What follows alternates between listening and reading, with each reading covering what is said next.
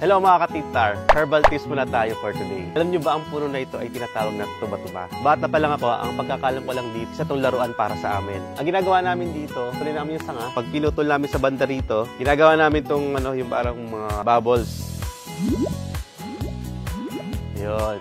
Pero, ginagamit na to ng mga lola ko sa mga napipilayan, nababalian, tinatapal nila to. Isa tong herbal medicine. Pero sabi rin nila, wag mong kakainin tong bunga nito dahil nakakalason to. Pero ngayon, ipapakita ko sa inyo paano to gamitin sa iyong mga pilay at sa mga namamagamong musculoskeletal. Okay, katas tayo ng medyo magulang. O, pwede na to isang piraso na to kasi malaki na yung dahon niya. Okay, tara. Bago mo to ilagay sa bahagi ng katawan na may kumikirot o namamaga, kailangan punasan mo muna yung dahon nito. Tapos, papainitan natin siya sa apoy. Yan.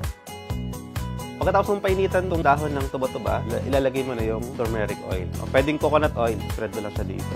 Yan. Kasi itong tuba-tuba nasa bakuran lang namin. Okay? Tapos halimbawa, natapilok niya nga. Ito yung pinainitan natin. Lagay lang natin siyang paganto. Usually, itong part na to sa ligament part. Kasi pag natatapilok tayo, yung ngirot, lagay lang natin. Mas maganda habang mainit pa siya, yung kaya ng balat, ilagay natin siya ng okay, yan. Ginagawa natin to para mabawasan or maibsan ang pangingirot ng kanyang ankle joints na sprain or napilay. For better results, kailangan din nito ang treatment doon sa kanyang ankle joints o yung adjustment na ginagawa natin sa clinic. For more herbal tips, follow for more.